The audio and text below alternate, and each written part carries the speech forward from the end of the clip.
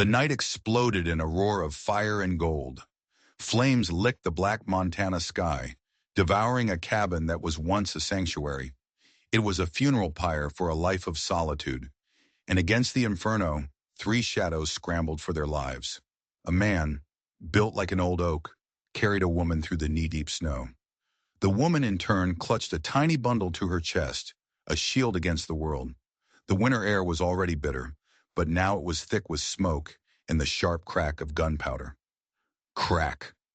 A bullet splintered a pine tree, inches from the man's head. He didn't even flinch. He just tightened his grip on the woman and pushed forward, his boots sinking into the white powder. The life he knew was gone, burning to embers behind him. "Keep your head down," he commanded, his voice a low growl, steady as a rock. Another shot pierced the night, then another. The woman buried her face against the bundle, shielding the infant from the cold, from the bullets, from the end of the world. Dark figures emerged from the tree line behind them, their shouts swallowed by the howling wind. They were hunters, and he was the prey. The man paused at the edge of the forest, casting one last look at the inferno. Years of quiet, years of memories, all turning to ash. His weathered face, illuminated by the flames, showed no regret, only cold, hard determination. Because as he looked at the woman and the child in his arms, something he thought long dead stirred in his chest. This wasn't the end. This was just the beginning. 3 months earlier, the Montana dawn was a quiet affair. Jackson Blackwood's eyes snapped open at precisely 5:17 a.m.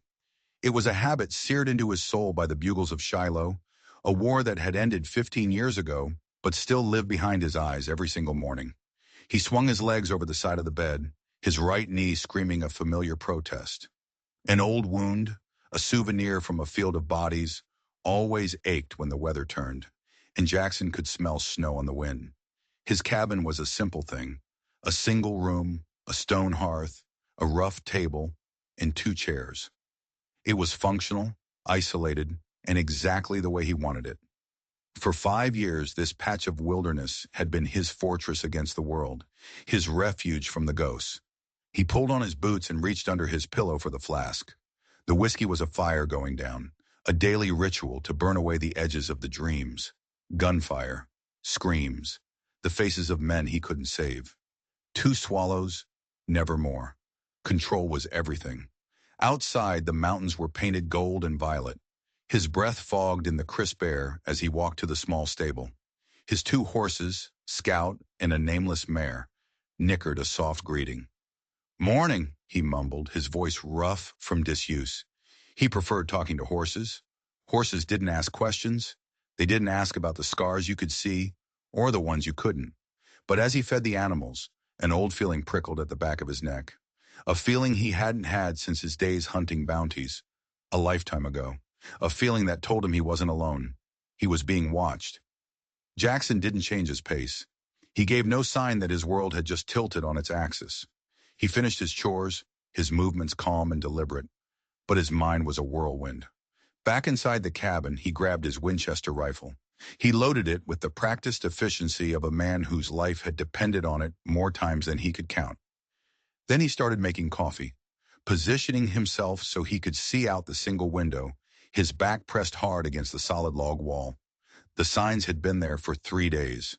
First, the unfamiliar boot prints down by the creek. Then a section of his fence cut clean through.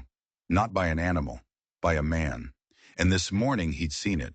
A thin column of smoke from a distant campfire, too high up the ridge for any normal traveler. It could be nothing. A lost trapper, maybe. Or it could be them. The Carson gang.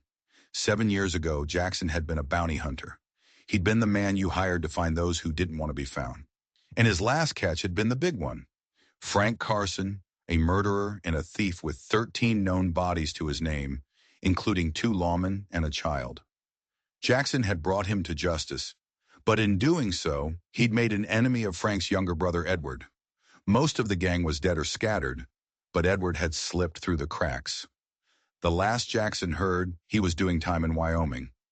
But prisons have revolving doors, and grudges like that, they don't die. They just wait. Jackson sipped his bitter coffee, his eyes scanning the tree line. He could ride the 40 miles to town, alert the aging Sheriff Mills. But what would he say? I have a feeling. The sheriff would laugh him out of the office. He could pack up and run. Disappear again, just like he had before. But this place, this was his. He had built it with his own two hands. He had bled for this patch of earth, for this small measure of peace. He wasn't giving it up for a ghost from his past. The sun climbed higher, burning away the mist. Jackson finished his coffee. Whatever was coming, he would be ready. He always was. The storm rolled in 3 days later, a monster of gray clouds and spitting rain. Jackson had spent those 3 days turning his land into a fortress. He laid traps and false trails. He cleaned his weapons and counted his ammunition. He was a soldier again, preparing for a siege. Now, as the rain hammered against the roof, he sat in his chair, the Winchester resting across his knees. The door was barred. His Colt revolver lay on the table, cleaned and loaded. The storm wouldn't stop determined men. In fact, it would give them cover. The warmth of the fire and the steady drumming of the rain were a dangerous lullaby. Jackson fought against sleep, but his eyelids grew heavy. He drifted into a light doze, his mind still on high alert. That's why the sound jolted him fully awake. Knock, knock, knock. 3 sharp, urgent raps against the wooden door. Jackson was on his feet in an instant, his hand tightening on the rifle. No one from town would be out here. Not in this weather. His nearest neighbor was 15 miles away. This was it. They were here. He moved silently to the side of the door, pressing his back to the wall. "Who's there?" he called out, his voice cutting through the howl of the wind. There was no answer. Just another series of knocks, weaker this time, almost desperate. Jackson thumbed the safety off his rifle. With his left hand, he slowly, carefully lifted the heavy bar from the door. In one fluid motion, he yanked it open and stepped back, the rifle raised, ready to meet whatever monster was on the other side. But it wasn't a monster. It was a woman. She stood on his threshold, drenched to the bone, dark hair plastered to her pale cheeks. She was shivering, her clothes soaked through, water pooling at her feet. But it wasn't just her that made him freeze. It was the bundle she clutched in her arms, a bundle wrapped in a soaked quilt. From inside it came the faint, pitiful cry of a baby. The woman's eyes, wide with fear, met his. But there was something else in them, too. Determination. She didn't flinch from the rifle pointed at her chest. "I need help," she said, her voice raw and broken. "Please." Jackson stared. The woman, the crying baby, the raging storm. It was a scene from a nightmare. For a split second, another memory flickered in his mind. Another doorway, another woman with pleading eyes, a memory he had buried long ago. He shoved it down. Without a word, he lowered the Winchester. He stepped aside. "Get inside," he said. The woman hesitated for just a breath, then stumbled across the threshold. Jackson slammed the door shut behind her, sliding the heavy bar back into place. The sound was a final, deafening boom. He had just locked the world out, or he had just let the trouble in. The fire crackled, casting dancing shadows on the walls. The cabin, once his sanctuary, now felt small, crowded by the presence of these strangers. "Sit," Jackson said, nodding toward the hearth. "Get warm." The woman obeyed, sinking to her knees by the fire. She carefully unwrapped the bundle, revealing a tiny baby girl, maybe 6 weeks old. The child's face was red, her tiny fist clenched in distress. She was cold, dangerously so. The woman pulled the baby close, trying to share what little body heat she had left. Jackson moved with quiet efficiency. He returned with his only wool blanket and 2 rough towels, handing them to her without a word. Then he disappeared behind the curtain that partitioned his sleeping area. He came back with a faded flannel shirt and a pair of worn trousers. "Not much," he said, placing them on a chair. "But they're dry." "Thank you," she whispered, the words nearly lost in the storm's fury. He busied himself at the stove, heating water, giving her privacy. A few minutes later, she emerged. His clothes hung on her slender frame, making her look like a child playing dress-up. The baby, now wrapped snugly in the dry wool blanket, was sleeping against her chest. She looked utterly exhausted. Dark circles under her eyes spoke of sleepless nights and a long, hard journey. He handed her a tin mug of steaming coffee. Her hands trembled as she took it. "What's your name?" he finally asked. "Sarah," she replied, her voice a little stronger now. "Sarah Mitchell." She glanced down at the sleeping infant. "This is Grace." He just nodded. "Jackson Blackwood." Sarah stared into the fire, the flames dancing in her eyes. "I didn't know where else to go," she finally said, her voice small against the roar of the wind. "I don't know what to do." "You don't have to know right now," he said, the gentleness in his own tone surprising him. "You're safe here." Something inside her seemed to break at those words. Her shoulders slumped, and she bit her lip, fighting back tears. She was young, maybe 25, but her eyes held the weight of someone who had seen too much.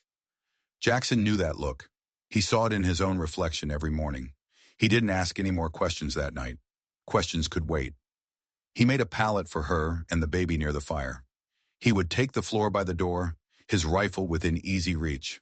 Old habits died hard. Grace woke twice during the night, her cries cutting through the storm. Each time Sarah soothed her with soft, whispered words. Jackson lay awake, staring at the ceiling. The familiar creaks of his cabin now mingled with the alien sounds of a mother and child. What had he done? He'd spent 5 years building these walls not just of wood, but of solitude. And in one moment, he had torn them down for a complete stranger. Maybe it was the baby, or maybe it was something in Sarah's eyes. That steel beneath the fear, that raw will to survive. He respected that. He had seen grown men, soldiers, break under far less pressure. By morning, the storm had passed. The world outside was washed clean but broken. Jackson was up before dawn, as always. He had coffee brewing by the time Sarah stirred. She sat up, immediately checking on Grace before her eyes met his across the small cabin. "Morning," he said, pouring her a mug. She joined him at the table, sitting cautiously, as if she wasn't sure her welcome had survived the night. He made a simple breakfast of cornmeal mush. She ate like a starving woman, confirming his suspicion that she hadn't had a proper meal in days.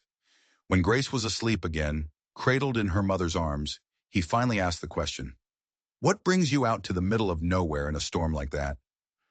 Sarah's fingers tightened around her mug. "I was married," she began, her eyes fixed on the fire. "His name was Daniel. He died 3 weeks ago." Jackson kept his face a mask, but he felt a familiar tightening in his chest. Grief was an old acquaintance. "He was a miner," she continued, "in Butte. There was an accident." He'd heard of the accidents in Butte. Too many men digging for copper and silver, pushing their luck too far. Death was common in those dark tunnels. "We had nothing," Sarah said, her voice barely a whisper. "His family, they never liked me. When he died, I went to them. I thought they would help, for Grace's sake." Her jaw tightened. "They turned us away. They said Grace wasn't his." Her eyes flashed up to meet his, a sudden fire in their depths. "She is. She's his daughter. He named her himself before he died." Jackson didn't say a word. He just watched her, the determined set of her jaw, the pride that refused to let her break. He believed her, but it didn't really matter if he did. What mattered was that she believed it, enough to walk away from the only people she had left. "I walked for days," she said, "begged rides when I could, slept in barns. Then the storm hit." She glanced toward the window. "And I remembered this place." Jackson frowned. "This place?" "You used to help my father," she said. "George Parker. He ran cattle near Deer Lodge. You came through one winter years ago to help mend fences after a blizzard." She paused. "I was just a girl then." He searched her face, trying to place her. He'd worked dozens of ranches after the war. Deer Lodge, that was 8, maybe 9 years ago.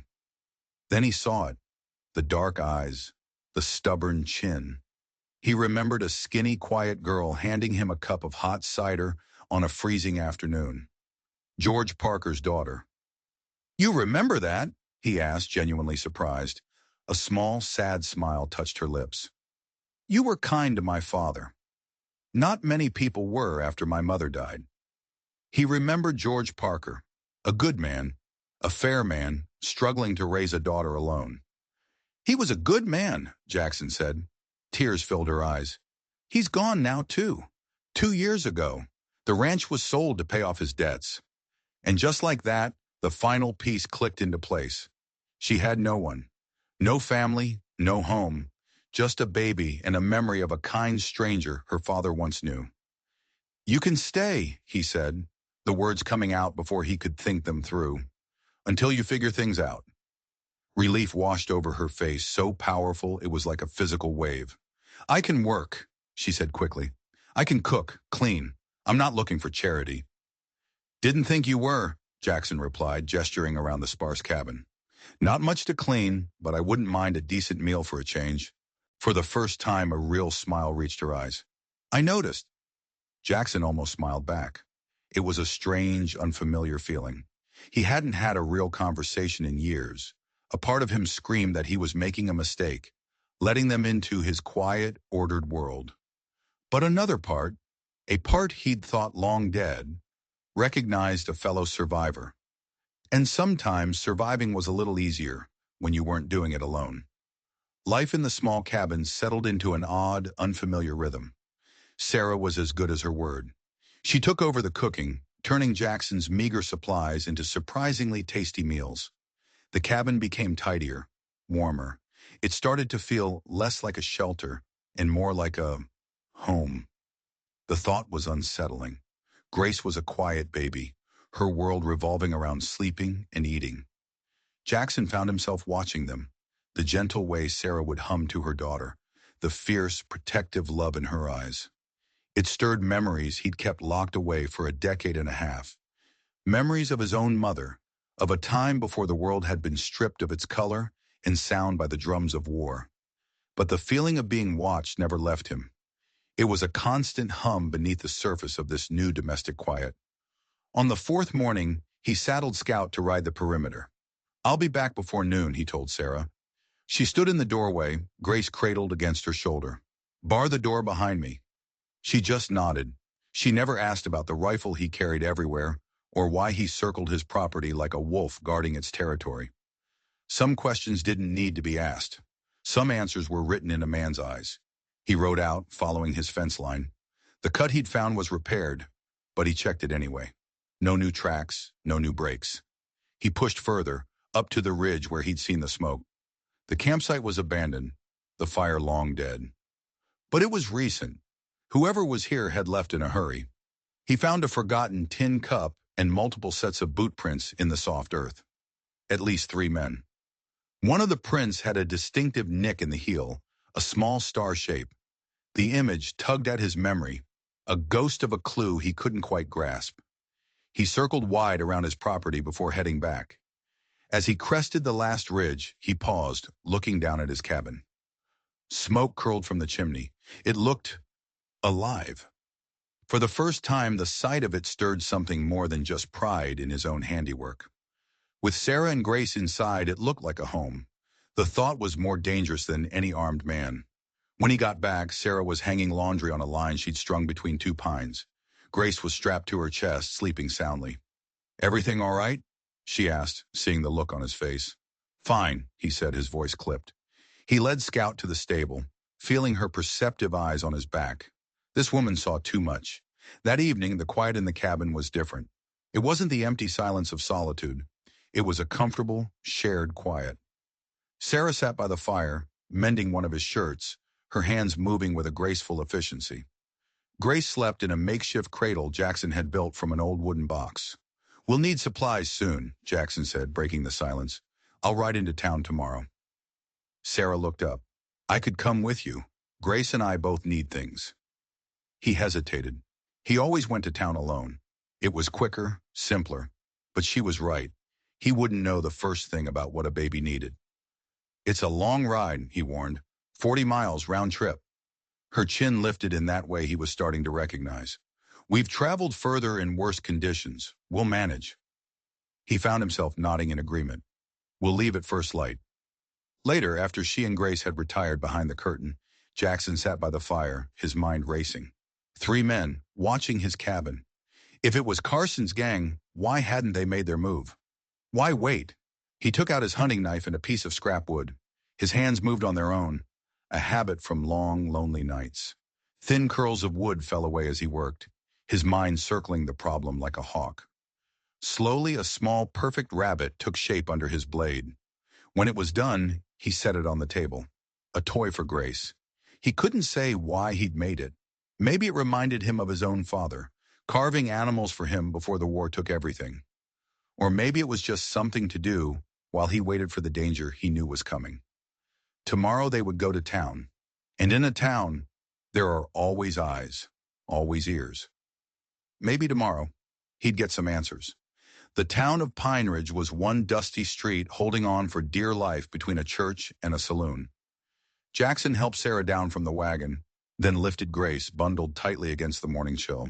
Sarah had been quiet on the long ride, her eyes scanning the landscape like she was memorizing escape routes. She was a woman who had learned the hard way to always be looking for the nearest exit. "General store's there," Jackson said, nodding toward the largest building. He handed her a small leather pouch of coins. "Get what you and the little one need. I'll get the feed and ammunition." Sarah's pride warred with her necessity for a moment. Necessity won. She took the money with a grateful nod and walked toward the store, her back straight and determined. Jackson watched her go, then turned toward the livery stable. He had business there. Harold Thompson, the owner, was the town's unofficial hub of information. If anyone had seen strangers, Harold would know. The livery smelled of hay and horse, a comforting, familiar scent. "Well, look what the mountain coughed up," Harold said, a wide grin on his weathered face. "Thought you might have frozen to death up there, Blackwood." Jackson allowed a rare small smile. "Not yet, Harold. What brings you down from your perch? Running low on whiskey?" "Supplies," Jackson said. "And information." Harold's bushy eyebrows shot up. "Information? That's a new one. You usually avoid gossip like the plague." Jackson leaned against a post, keeping his voice casual. "Noticed some strange tracks near my place. Wondered if you'd seen any new faces in town?"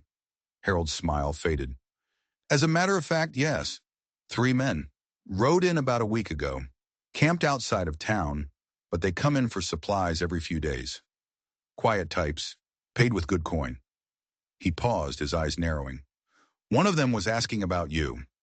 Jackson's body went rigid, but he kept his face a mask of stone. "What did he want to know?" "Where your claim was. Played dumb, of course. Said you were just some hermit up in the high country." Harold studied his face. "They mean trouble for you, Jackson?" "Might be," he admitted. "Did they give a name?" "Nope, but one of them, he had a mighty distinctive spur, silver, with a star pattern on it." A cold weight settled in Jackson's stomach. A star pattern, just like the boot print at the campsite. It was Carson. "Any mail for me?" Jackson asked, changing the subject. Harold gave him a long look, but let it go. "As a matter of fact, yes." He returned from his office with a battered envelope.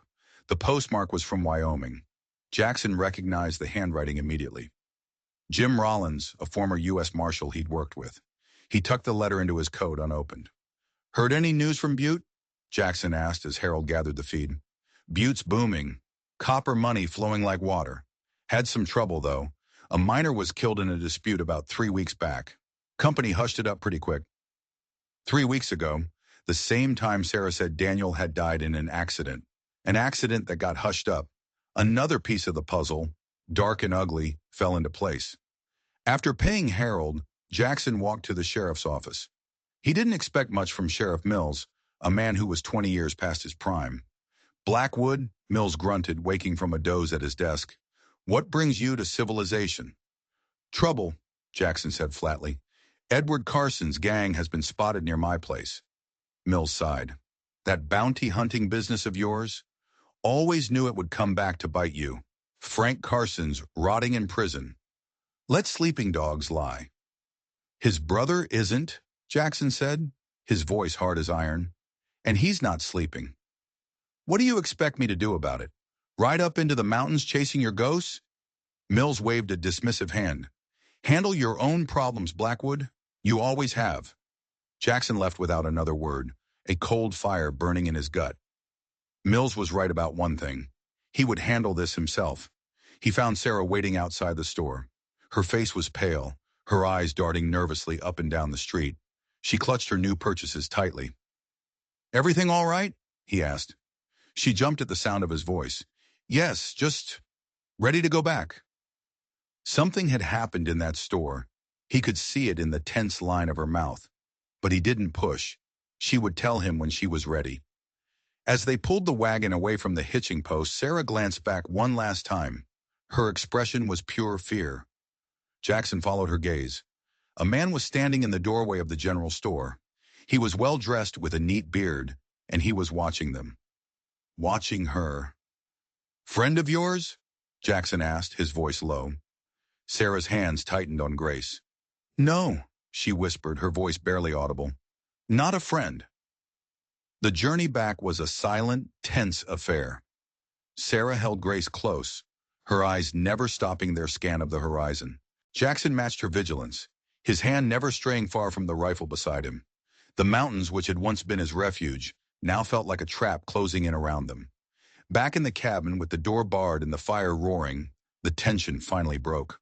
Sarah put Grace in her cradle, then sat at the table, her hands folded, her face resolute.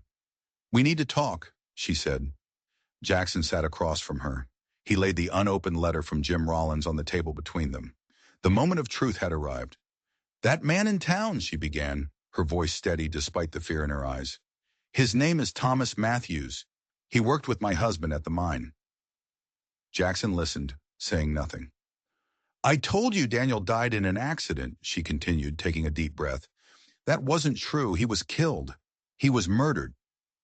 The company called it a cave-in, but the night before he died, Daniel had told her something.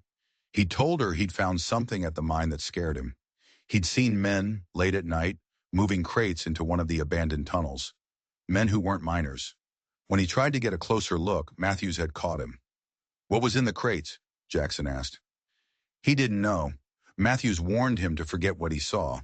But Daniel was scared. Her voice dropped. "He gave me this." She reached into her pocket and pulled out a small, simple brass key. "He told me if anything happened to him, I should take this key and run." The next day, they brought his body up from the mine. Her voice cracked. "They said he was crushed, but there was a wound on his head. It wasn't from a rock fall. I knew. I knew they had killed him." Jackson studied the key. "What does it open?" "A locker at the Butte railway station.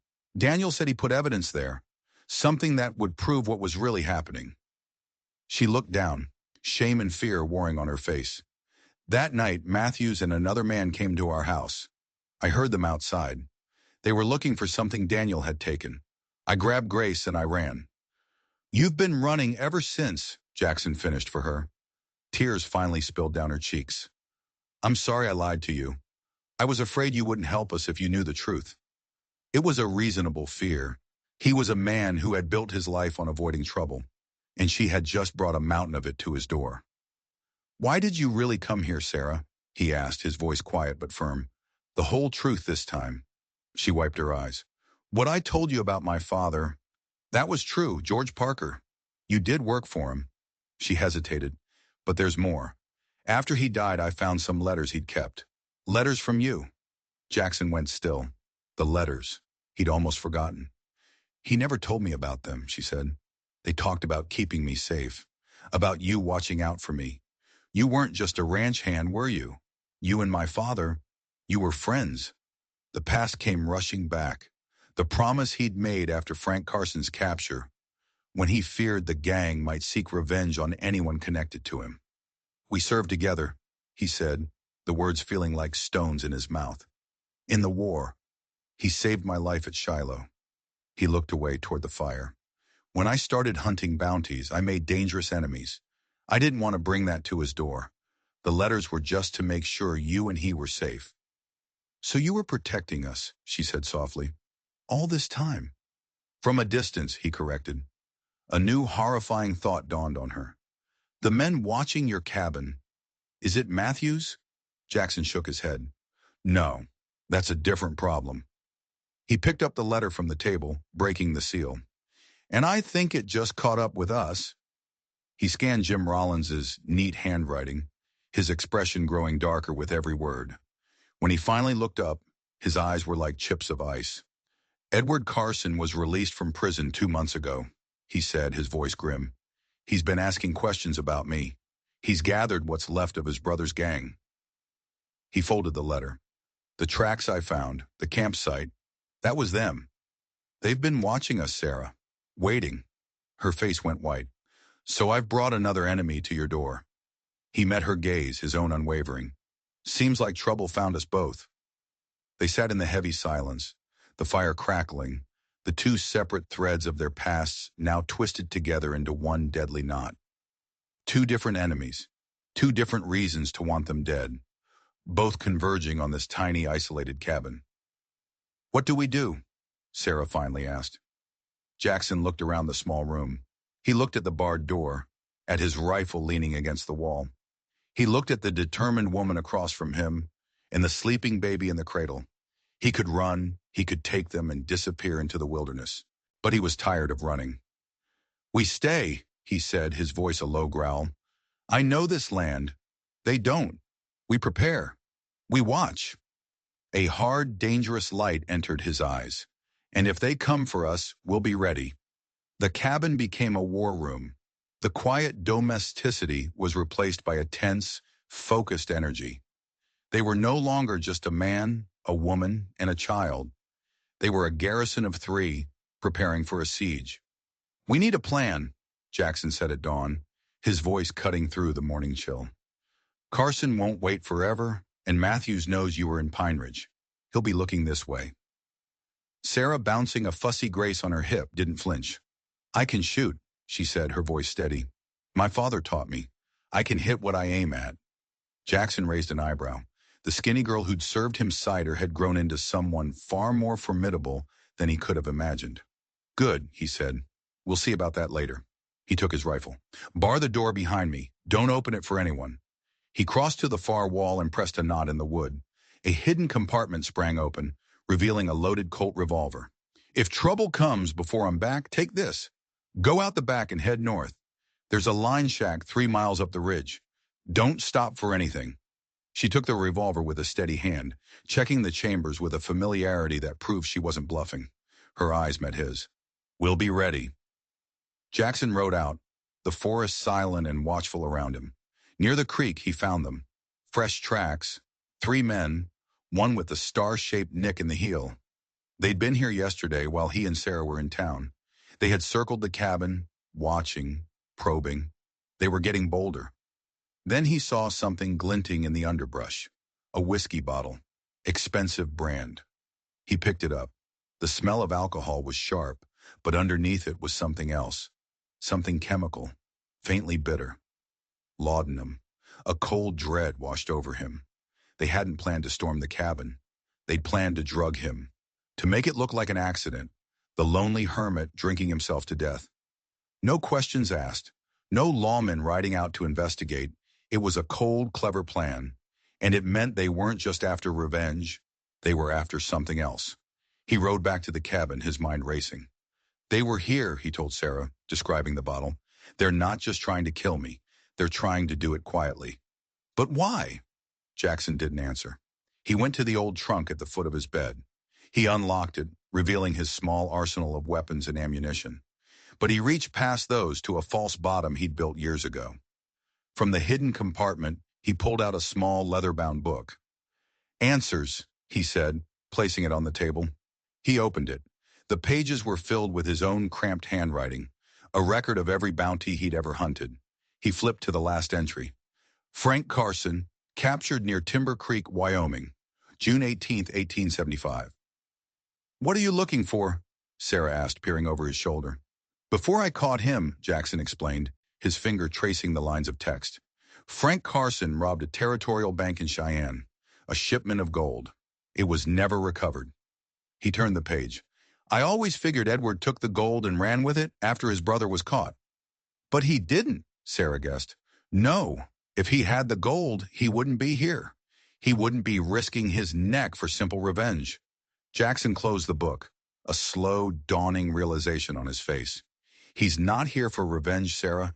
He's here because he thinks I know where his brother hid that gold. Do you? No. Frank never said a word. Then a new thought struck Jackson, so sharp and clear it was like a lightning bolt in the small cabin. He looked at Sarah. You said Daniel saw them moving crates at the mine. Yes, in the abandoned tunnels. What if it's connected? He mused, pacing the floor. What if Frank didn't lose the gold? What if he hid it? And what if your husband stumbled upon where it was hidden? The two separate threats, the two different stories, were suddenly one. Carson's gang wasn't just watching him. They were connected to the mine, to Matthews, to Daniel's murder. It was all about the gold. That key, he said, his eyes locking on hers. That locker in Butte, it's not just evidence, is it? That's where Daniel hid what he found. A map. It had to be a map. Sarah's hand went to her pocket, to the small brass key that was now the most dangerous object in the world. We have to go to Butte, Jackson said. Butte? Her voice was tight with fear. That's the first place they will be looking for me. I'll go, he said. You and Grace stay here. It's safer. No. The word was absolute. We're not separating. What if Carson's men come while you're gone? What if Matthews finds me here alone? She stood up, her fear forged into a steel resolve. We started this together. We finish it together. He looked at her, at the fierce determination in her eyes, and he saw her father. He saw the man who had dragged him out of a field of fire at Shiloh. The same stubborn, unyielding courage. He nodded a slow, reluctant agreement. Together, then, we leave at first light. He spread a map on the table. But we don't take the main road. We go through the high passes. It's harder, longer, but it's the last place they'll expect us to be. As they packed their meager supplies, a new kind of silence fell over the cabin. It was the silence of soldiers before a battle, the silence of two people who had just gambled their lives on a single, desperate plan.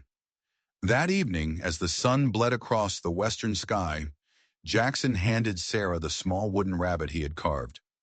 For Grace, he said gruffly, for when she's older. Sarah took it, her fingers tracing the smooth wood. A genuine, unguarded smile transformed her face. It's beautiful, Jackson. Thank you. He knew she meant for more than just the toy. That night, they took turns standing watch. As Jackson sat by the window, his rifle across his knees, listening to the soft sounds of Sarah and Grace breathing in the darkness, a strange thought occurred to him. For the first time in 15 years, he had something to protect other than himself. The thought should have terrified him. Instead, it felt like coming home. They left the cabin at dawn, two riders against a wilderness that was no longer a refuge, but a hunting ground. The wagon was too slow, too conspicuous. They rode on horseback, Jackson on Scout, Sarah on the mare, with Grace strapped to her chest in a sling. They traveled light, with only what they could carry in their saddlebags. They were no longer settlers. They were fugitives. Jackson led them into the high country, following game trails and old trapper routes that weren't on any map. The air grew thin and cold, the world a vast, silent cathedral of rock and pine. It was beautiful and deadly. They stopped at midday by a small, crystal-clear alpine lake. We rest here, Jackson said, dismounting. The spot gave them a clear view of the trail behind them. No one could approach unseen. As Sarah tended to Grace, Jackson scanned their back trail with a small spyglass. Nothing, he said. We're clear for now. Sarah settled on a sun-warmed rock. My father loved it up here, she said softly. He said you could see things clearer from high up. Not just the land, but your own thoughts. She looked at him, a question in her eyes. You never told me how you met him. In the war, you said, but that's all. Jackson hesitated. The war was a place in his mind he rarely visited, but she deserved to know. Shiloh, he said, his voice low. April of '62. I took a bullet in the leg. Went down in an open field. I thought I was finished. The memory was as sharp as broken glass. Your father, he came back for me. He dragged me a quarter-mile under heavy fire to a field hospital. Saved my life. That sounds like him, Sarah whispered, a sad smile on her lips. He couldn't leave anyone behind. We kept in touch after, Jackson continued. I visited your ranch once, when you were just a little girl. Your mother was still alive then. She made the best apple pie I've ever tasted. She died the next year, Sarah said, her voice filled with an old grief. I know. Your father wrote me. I should have come. Regret, sharp and bitter, was a taste he knew well. I was tracking a man in the Dakotas. By the time I got the letter, it was too late. Is that why you kept writing to him? She asked. To watch over us? I made him a promise, Jackson admitted, that I'd keep an eye on you both. A promise you're still keeping, she said, her gaze meeting his. The simple words landed with the force of a physical blow. Yes, he was still keeping that promise, in a way neither of them could have ever imagined. Suddenly, Scout's ears pricked up. The horse went rigid, staring back down the trail. Jackson was on his feet in an instant, rifle in hand. What is it? Sarah whispered. They waited, their breath held, the peaceful mountain scene now charged with a deadly tension. After a long minute, a doe and her fawn stepped delicately out of the trees. Jackson lowered his rifle, but the knot in his stomach didn't loosen. Sometimes wild animals were the first to sense a predator. They pressed on, climbing higher. The trail narrowed to a thin ribbon on the side of a cliff. One wrong step would send them plunging thousands of feet into the valley below. By late afternoon, they reached a small, crude line shack, a trapper's refuge built against a sheer rock face. It's not much, Jackson said, but it's safe for the night. Inside, it was sparse, but it was shelter. While Jackson saw to the horses, Sarah built a fire. By the time he returned, the tiny shack was filled with warmth and the smell of coffee. It felt like a fortress against the vast, cold wilderness. They ate in silence, the weariness of the trail settling deep into their bones. Outside, the wind began to howl. Later, Sarah and Grace slept on the shack's single bunk, wrapped in old furs. Jackson took the first watch, sitting by the single window, his rifle across his lap. He watched them in the dim firelight. This woman and this child. They had crashed into his life like a meteor, shattering his solitude, forcing him to feel things he had long since buried. Responsibility, fear, and something else. Something warm and dangerous he didn't dare put a name to. It was just after midnight when he heard it, a sound that did not belong in the mountains, a soft metallic click, the sound of a rifle hammer being cocked. Instantly, Jackson moved. He snuffed out the lantern, plunging the shack into near-total darkness. He crept to Sarah's side. Wake up, he whispered, his hand on her shoulder. Someone's outside. She was awake in an instant, no panic, only a sharp, focused alertness. She gathered the sleeping Grace into her arms and moved to the corner of the room, away from the door. Jackson crept back to the window. He waited, his senses straining in the darkness. Then a voice cut through the wind. A voice he hadn't heard in 7 years but would never forget. Blackwood, I know you're in there. It's Edward Carson. Let's talk. Jackson's blood ran cold. They hadn't lost them. They had been followed. Or worse, Carson had known where they were going. What do you want, Carson? He called back, his voice low and steady. A cold laugh answered him. Just a conversation, bounty hunter, about my brother and about the gold he stole. His suspicion was confirmed. It was never just about revenge. My brother's rotting in prison because of you, Carson's voice snarled. But before they took him, he told me something. He told me he left you a clue, a map, something that would lead you to the gold. Jackson frowned. This made no sense. Frank Carson hated him. He would have died before giving him anything. You're wasting your time, Carson. He never gave me anything. Liar! Carson's voice was sharp with fury. Then why are you heading to Butte? Everyone knows there's nothing there for you, unless you're looking for something. How did he know they were going to Butte? A cold, terrifying realization dawned on Jackson. They weren't just being followed. They had been anticipated. Someone was one step ahead of them. Come on out, Blackwood, Carson taunted. I'll give you until sunrise. Then we're burning this shack to the ground, with you, the woman, and the baby inside. The sound of footsteps crunched in the snow, then faded. They were gone, for now. What do we do? Sarah whispered from the darkness. Jackson's mind was a flurry of calculations. They were trapped. Carson had at least 2 other men with him. They couldn't fight their way out, and they couldn't wait for sunrise. We leave, he said, his voice a low, urgent whisper. Now, There's a hunter's trail up the cliff face behind the shack. They won't know about it. On foot? Sarah's voice was incredulous. At night? With Grace? It's our only chance. They moved in the darkness, gathering only the barest essentials. Water, a little food, extra clothes for Grace. Jackson checked his revolver. Every bullet was a prayer. They slipped out a small back window into the freezing night.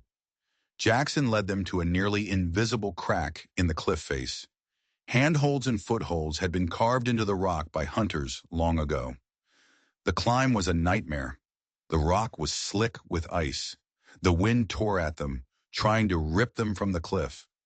Jackson went first, Sarah right behind him, Grace strapped tight to her chest.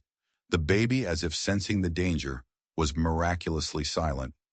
Hours passed in a blur of freezing cold and burning muscles. They finally reached the pass just as the first gray light of dawn touched the sky. Below them, on the other side of the mountain range, they could see the distant twinkling lights of a mining camp. "We made it," Sarah breathed, her voice raw with exhaustion and relief.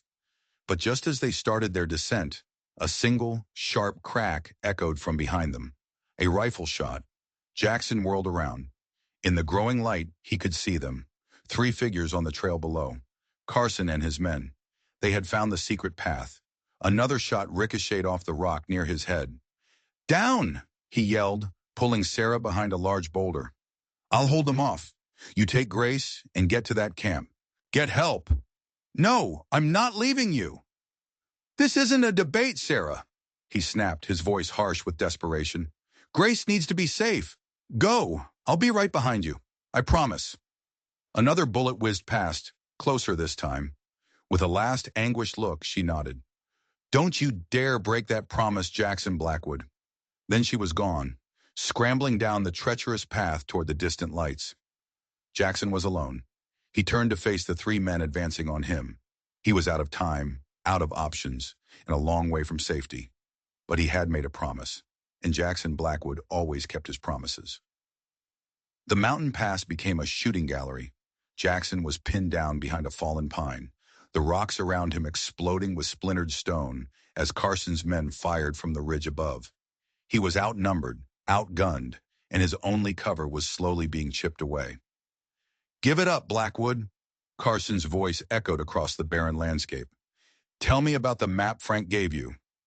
"There is no map," Jackson yelled back, firing a single careful shot to keep their heads down. "Liar!" Carson screamed. "He told me he hid the directions where only a true hunter would find them, on his prey." The words hit Jackson like a physical blow. A hunter always checks his prey. Frank Carson's last snarling words to him as they loaded him onto the prison wagon. Jackson had dismissed it as a threat. But what if it was a clue? The coat. Frank Carson's blood-stained coat. Standard procedure was to keep a piece of the captive's clothing as proof for the bounty. Jackson had tossed it into his trunk years ago and forgotten about it. The map wasn't on him. It had been in the lining of the coat. A coat that had been sitting in his cabin. A cabin where Daniel Mitchell, a man desperate for work, might have taken shelter. A man who might have found that coat and the secret hidden inside it. The pieces were all crashing together, forming a picture more dangerous than he could have ever imagined. But there was no time to think. One of Carson's men was trying to flank him. Jackson fired, sending the man scrambling back to cover. It was a deadly dance, a waiting game he couldn't win. His only hope was Sarah, but the mining camp was hours away. He wouldn't last that long. He had to move. In a blur of motion, Jackson abandoned his cover, scrambling up the rocky slope, away from the trail. He circled back, climbing above his attackers, the thin air burning in his lungs. His wounded side screamed in protest, but he ignored it. He was the hunter now. From his new vantage point, he saw them below. 3 men exposed. His first shot took one of them in the shoulder. The man went down screaming. The second shot caught another in the leg as he tried to run for cover. Just one left. Edward Carson. "It's just you and me now, Carson," Jackson yelled. Silence. Then the scrape of a boot on rock, right behind him. Jackson spun, but it was too late. Carson stood 10 feet away, a revolver leveled at Jackson's chest. "Drop the rifle, Blackwood." Slowly, Jackson lowered his Winchester. "You're good," Carson admitted, his eyes cold. "But not good enough. Now where's the map?" He saw the look on Jackson's face. "The one from the coat. The one Daniel Mitchell stole from your cabin before I could get to it." So that was it. Daniel hadn't just stumbled upon the mine operation. He'd found the map first. He'd been playing a desperate game against them from the start. "Mitchell hid the map before my man Matthews could get it back," Carson snarled. "His widow knows where. That's why you're going to Butte. To get my gold." "It's not your gold, Carson." "Take me to it," Carson offered, a sliver of desperation in his voice. "Help me, and I'll give you a share. Enough for you, the widow, and her brat to disappear forever." The offer hung in the freezing air. It was a way out, a way to survive. But Jackson looked into Carson's eyes and saw the same snake-like coldness he'd seen in his brother's. There was no deal with a man like that, only a bullet in the back when he was no longer useful. Just then, a sound drifted up from the trail below. Voices, a lot of them. Carson was distracted for a single, crucial second. Jackson lunged. The revolver fired, the shot going wide. They crashed to the ground, a desperate tangle of limbs and fury. Jackson slammed Carson's wrist against a rock until the gun fell from his numb fingers. They scrambled to their feet, circling each other, battered and bleeding. Carson pulled a knife. "Should have taken the deal, Blackwood." They clashed, steel ringing on steel. The knife sliced Jackson's arm, but he returned the favor, opening a gash on Carson's ribs. The fight was brutal, primal. As they locked arms, Jackson saw them. A group of men led by Sarah were climbing the trail, the miners from the camp. She had done it. She had brought help. Carson saw them too. With a snarl of pure rage, he lunged for a final, desperate attack. Jackson met him head-on. He trapped Carson's knife hand, twisted, and forced him to his knees, his own blade pressed against Carson's throat. "It's over," Jackson growled. As the miners surrounded them, their rifles ready, the fight finally drained out of Jackson. The pain from his wounds hit him like a tidal wave. His vision started to blur at the edges. "Jackson!" Sarah was at his side, her face pale with worry. "You're hurt." "I'm all right," he lied, leaning on her, his strength fading fast. "Mr. Donovan," Sarah said, gesturing to a burly bearded man. "He's the camp foreman. They came as soon as I told them." "We'll take these fellas off your hands," Donovan said, nodding at the captured Carson and his wounded men. "The marshal is on his way to Silverdale. We'll make sure they get a warm welcome." Donovan's men secured the prisoners. Sarah's arm was tight around Jackson's waist, holding him up. "You need a doctor." As they started the slow, careful journey down the mountain, Carson's voice, full of venom, followed them. "This isn't over, Blackwood. That gold is mine." Sarah looked at Jackson, her eyes full of questions. "What gold?" "It's a long story," he said, his voice weak, "and it seems your husband was right in the middle of it. The map, the key, the locker in Butte. It all led to a fortune in stolen gold. Gold that men were willing to kill for. Gold that had cost Daniel his life." Sarah's expression hardened. "Then we find it," she said, her voice filled with a cold resolve. "Not for the money, for justice, for Daniel." Jackson nodded, the world spinning around him. They had won the battle, but the war was far from over. The mastermind was still out there. Matthews was still out there, and they were walking right into the heart of their territory. They were heading to Butte. Butte was a city built on a hill of copper and secrets. By the time they arrived 2 days later, Jackson was a man held together by grit and bandages. The doctor in Silverdale had stitched him up, but warned him that traveling was madness. Jackson knew madness was their only option. James Donovan's brother, Timothy, ran a livery stable on the edge of town. He was a man of few words and shrewd eyes. "My brother said you were in trouble," he said, ushering them into his office, "and that it involves Thomas Matthews." Timothy's face darkened at the name. "Matthews is the company's fixer. A nasty piece of work. He's been asking around town about a woman with a baby." He looked at Sarah. You'll need a place to lie low. I've got a room upstairs. No one will find you there." Upstairs in the small, clean room, the weight of their journey settled on them. They were so close. The locker, the map, the truth. What if it's not there? Sarah asked, her voice a whisper in the quiet room. Then we find another way, Jackson said. Matthews thinks you know where it is. That means he doesn't know for sure either. We still have the advantage. And if we find it, she pressed, what then? That's for you to decide, he said. It's your future. Grace's future. Not yours? The question hung in the air between them. Jackson looked away. He hadn't thought that far ahead. Survival was the only goal. After this is over, she said, her voice soft but insistent, you'll go back to your cabin, back to being alone, as if none of this ever happened. The thought of his empty cabin, of the silence, was a sudden hollow ache in his chest. Before Sarah and Grace, solitude had been a comfort. Now it felt like a punishment. I haven't thought that far ahead, he admitted. Neither have I, she said, moving closer. But I know I don't want to face what comes next alone. You've become important to us, Jackson. To me. Her words were a crack in the fortress he'd built around his heart. Before he could answer, Grace made a soft, cooing sound from her mother's arms. She trusts you, Sarah said. Children have good instincts. He looked at the tiny baby, and a wave of protectiveness so fierce it stole his breath washed over him. This wasn't about a promise to a dead friend anymore. This was about them, about this fragile, fierce family he had stumbled into. We should rest, he said, his voice rough with an emotion he couldn't name. Tomorrow will come early. Dawn broke gray and drizzling, the perfect weather for ghosts. Timothy had a wagon ready. The station opens at 6, he warned. You want to be in and out before the morning rush. They rode through the deserted, muddy streets of Butte. The railway station was a brick monolith, silent and imposing in the pre-dawn gloom. They slipped in through a side door. The cavernous waiting room was empty, save for a single sleepy clerk. The lockers are in the baggage claim, Sarah whispered. They found it in the furthest, darkest corner. Locker 17. Sarah's hand trembled as she inserted the key.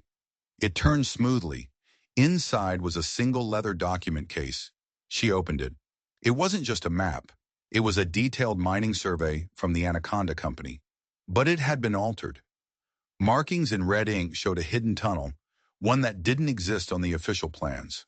A tunnel that led deep into an abandoned section of the mine, to a small chamber marked with a single red X. The gold, Sarah breathed. It's hidden in the mine. Right under the company's nose, Jackson finished. This is what Daniel found, and this is what got him killed. Suddenly voices echoed from the main waiting room. Too many, too loud. We have to go, Jackson said urgently. But it was too late. The door to the baggage room swung open. Thomas Matthews stood there, flanked by 2 armed thugs. Check every locker, Matthews snarled. They're here somewhere. I can feel it. Jackson pulled Sarah behind a stack of crates, his revolver in his hand. They were trapped. One of the thugs found the locker. This one's been opened. It's empty. Matthews slammed his fist against the metal door in a fury. Search the room. Tear it apart. They can't have gone far. As the men spread out, Jackson leaned close to Sarah. When I make my move, you take Grace in the map and you run. Get to the wagon. Head north. Don't stop. No, Jackson. I'm not leaving you. You have to, he hissed. I'll find you. I promise. Before she could argue, he drew a deep breath, stepped out from behind the crates, and fired 2 shots at the gas lamps on the far wall.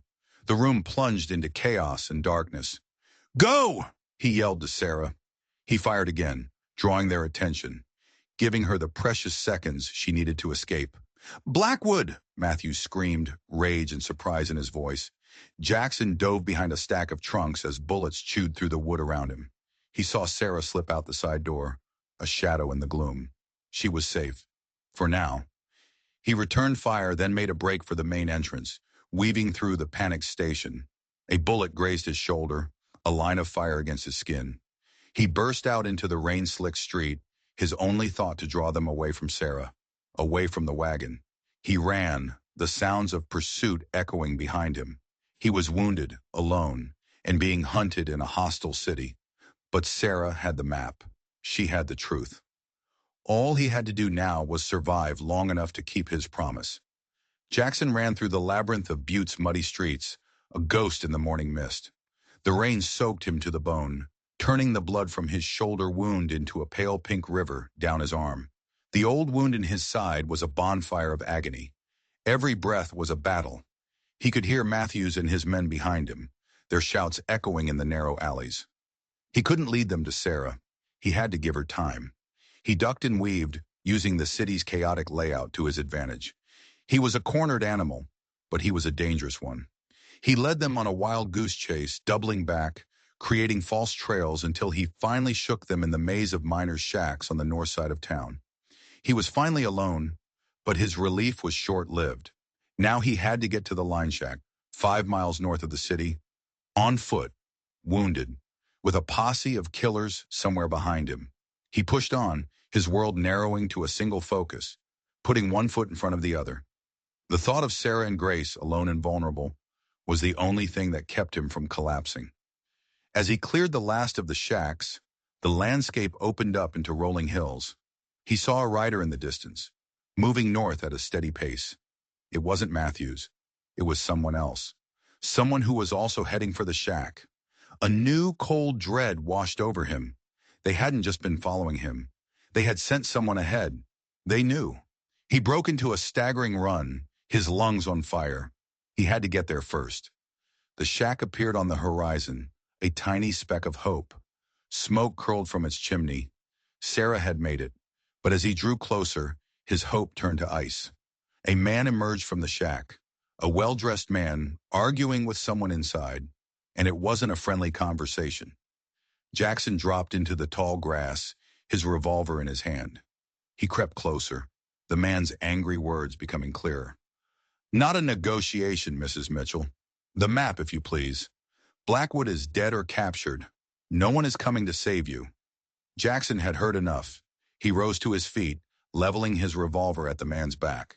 "Step away from the door," he commanded, his voice a low growl of pure fury. The man froze, then slowly turned. He was refined, handsome, with the cold, dead eyes of a snake. "Mr. Blackwood," he said, his voice smooth as silk, "reports of your demise were premature." "Walter Simmons," Jackson breathed, the name hitting him like a physical blow. "The president of the Anaconda Copper Mining Company. The man at the very top." The shack door opened, and Sarah stood there. Grace clutched to her chest. Her eyes widened at the sight of him. "You've stumbled into something much larger than stolen gold, Mr. Blackwood," Simmons said with a smug smile. "My network controls this entire territory. You cannot win." Just then, the sound of hoofbeats thundered from the south. Matthews and his men, they were closing in. "It seems your time is up," Simmons said. "Now, Mrs. Mitchell, the map." Jackson looked at Sarah. Her eyes were not filled with fear, but with a fire of defiance that matched his own. A silent agreement passed between them. They would not break. "The map stays with us," Jackson said. He closed the distance and pressed his revolver into Simmons's chest. "And so do you. Get inside. Now." He shoved Simmons into the shack and barricaded the door. They were surrounded. He had 3 bullets left. "They're getting closer," Sarah said, peering through a crack in the wall. "There's a back door," Jackson said. "When they attack the front, you take Grace and the map and you run. Get it to the marshal in Silverdale." "Jackson, no! Promise me, Sarah," he urged, his voice desperate. "For Grace, for Daniel." Tears streamed down her face, but she nodded. "I promise." She touched his face, her hand gentle. "But you promise me you'll survive. Promise you'll find us." The love and fear and hope in her eyes was a blow to his heart. "I promise," he whispered. The first shot splintered the wooden walls of the shack. "Go!" he yelled. She slipped out the back door, disappearing into the wilderness. Jackson was alone with his hostage. He fired 1 shot, taking down a man who tried to rush the door. 2 bullets left. Then a shout from outside. "They're getting away! The woman and child heading west!" "After them!" Matthews roared. "Bring back that map!" No, he couldn't let them reach her. In a move of pure desperation, Jackson kicked open the front door. He shoved the terrified Simmons out in front of him, his revolver pressed to the man's head. "Nobody move!" he screamed. "Or your boss dies right here. Call them back, now! Matthews hesitated, but Simmons, his life on the line, screamed, "Do as he says, you fool!"